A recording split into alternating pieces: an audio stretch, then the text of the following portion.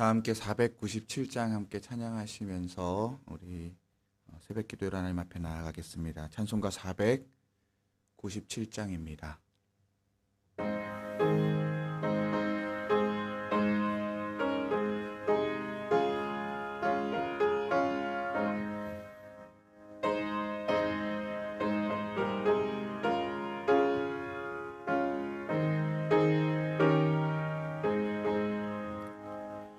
주 예수 넓은 사랑 그 크신 은혜를 나 힘써 전파함은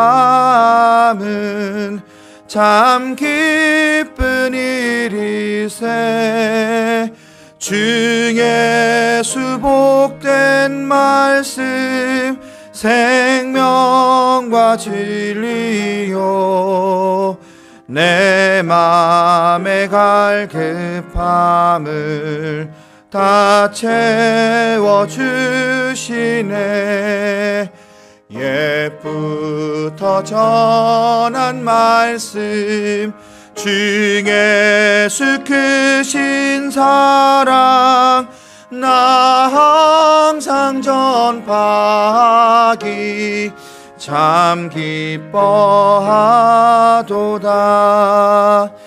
이 말씀 전할 때에 내 맘이 기쁘고 그 말씀 전할수록 새 기쁨 넘치네. 구원의 복된 말씀 못 들은 사람이 세상의 많음으로 힘써서 전하세. 옛부터 전한 말씀 주 예수 크신 사랑 나 항상 전파하기 참 기뻐하도다. 이 말씀 들은 사람 또 듣기 원하고 목말라 사모하니 그 말씀 진리라. 그 나라 영광 중에 나 부를 새 노래 옛부터 좋아하던 이 말씀뿐이세. 옛부터 전한 말씀 주 예수 크신 사랑 나 항상 전파하기 참 기뻐하도다.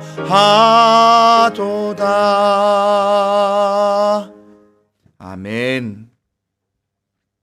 오늘 우리에게 주신 하나님 말씀은 히브리서 13장 1절에서 3절까지 말씀입니다.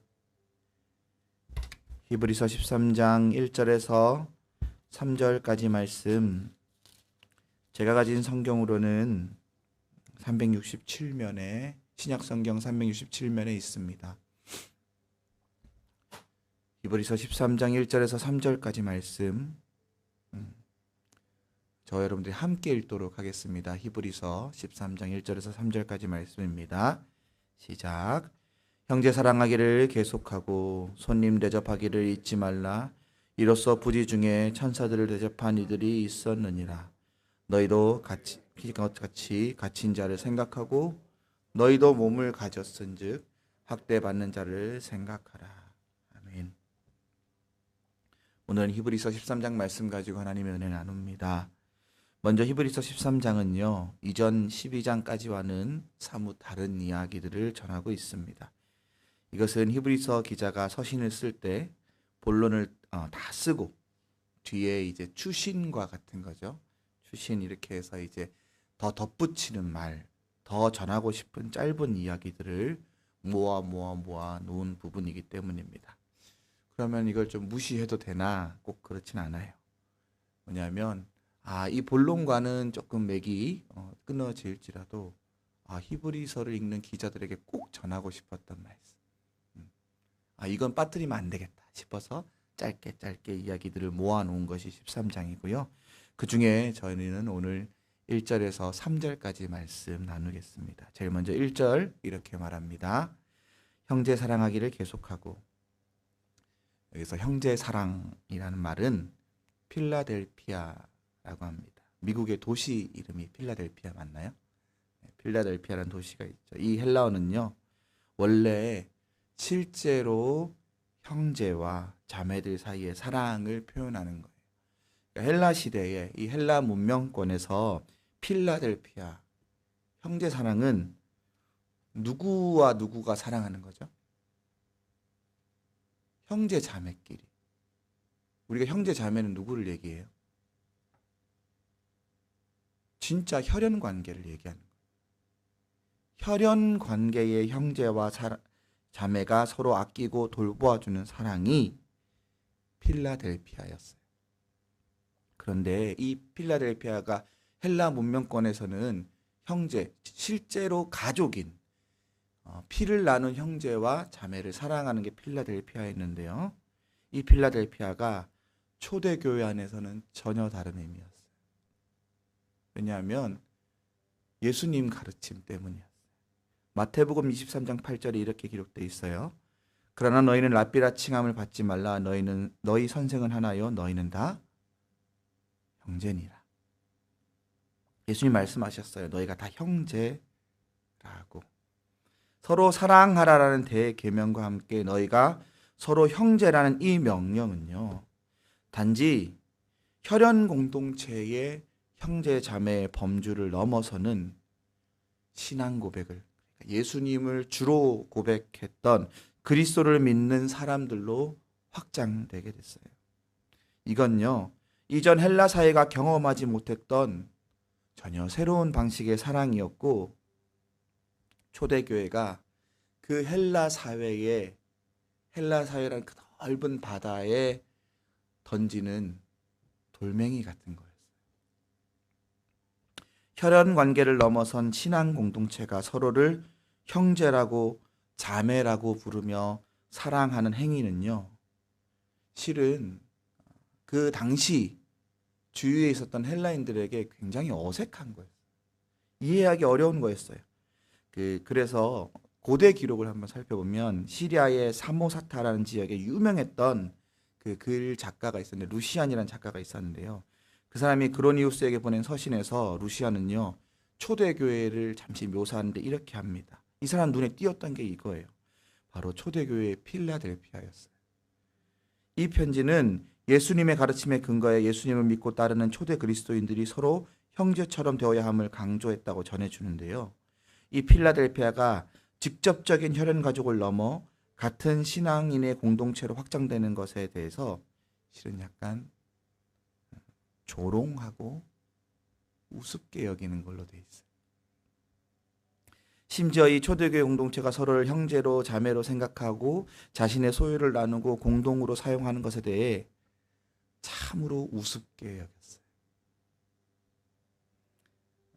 그런데요, 아이러니하게도 이러한 루시안의 편지는 초대교회가 얼마나 형제사랑, 이 필라델피아를 강조했는지, 이 기독교 공동체가 다른 헬라의 사회 조직 공동체들과 얼마나 다른지, 자신들만의 얼마나 고유한 라이프스타일로 필라델피아를 보여주었는지를 증언해주는 역할을 했어요. 이에 한술 더 떠오는 히브리서 기자는요, 이 필라델피아는 한 번 하는 게 아니라 그러죠. 지속하라, 계속하라 해요. 그러니까 한번 일회적으로 잠시 그런 거 있잖아요. 나 은혜 받았을 때, 잠시 내 마음에 은혜가 충만할 때 형제 사랑하는 거 아니고, 히브리서 기자는 필라델피아를 너희가 그리스도인이면 그리스도인의 존재로서 내 존재의 가치로서 드러내는 게 바로 필라델피아 형제사랑이라 말했어요. 그러니까 그리스도인의 존재가 거기 있는 표지가 뭐냐? 그리스도인이 거기에 존재하는 표지가 뭐냐? 그게 바로 필라델피아라 그랬어요. 그래서 이것이 계속해서 그 공동체 안에 이어지기를, 옆 사람으로 확대되기를, 또 세대를 거듭할수록 이어지는 그리스도인의 유산이기를 바라고 있는 거예요. 사랑하는 여러분, 저희 싱가포르 한인교회 공동체도 형제 사랑하기를 계속하는 공동체 되길 소망합니다. 특별히 우리 좀 떨어져 있잖아요. 그죠? 실은 우리 혈연의 가족들이랑 좀 떨어져서 말 못할 외로움도 있고 허전함도 있는 그런 공동체입니다. 이 필라델피아, 이것이 우리 교회 안에 참으로 편만하게 넘쳐나길 소망합니다. 실은 이 필라델피아를 세상이 이해 못할 수도 있어요. 어우, 저 못난 것들 저러고 산다, 이렇게 조롱할 수도 있어요. 왜냐하면 세상은 경쟁해라, 밟고 일어서라, 투쟁해서 쟁취하라, 이게 세상의 논리인데요. 실은 이게 세상을 살아가는 법이라 가르치고 있잖아요. 그런 세상의 논리로 보면 이 교회의 필라델피아 형제 자매의 사랑이 얼마나 우습겠습니까?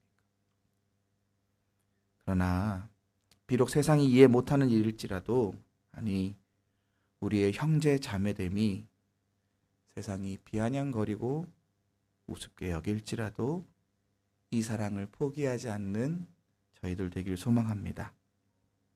세상이 도저히 이해 못할 모습이니 세상의 이해를 바라는 게 아니라 성령께서 우리 안에서 말씀하시는 대로 형제 사랑하기를 더욱 계속하는 아름다운 싱가포르 한인교회 되기를 소망합니다.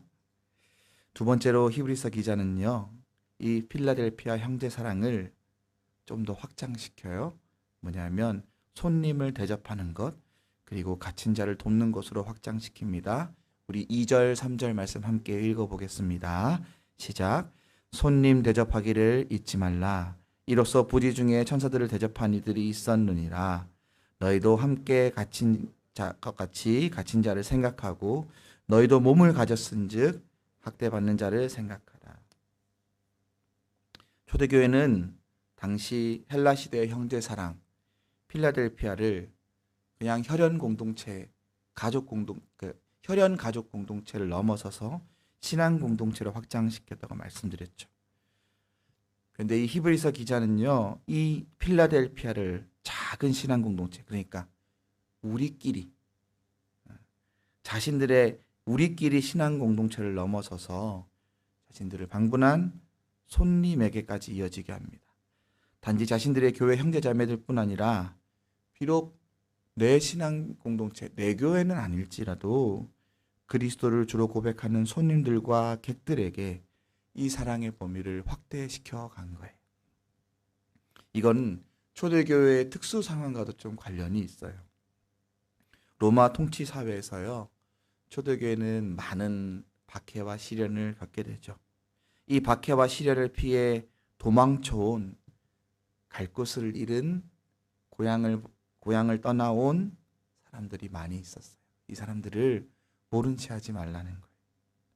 또한 바울처럼요, 순회하면서 이곳저곳을 순회하면서 하나님의 복음을 전했던 선교사들과 그 사신들을 후히 대접해 주라는 거예요.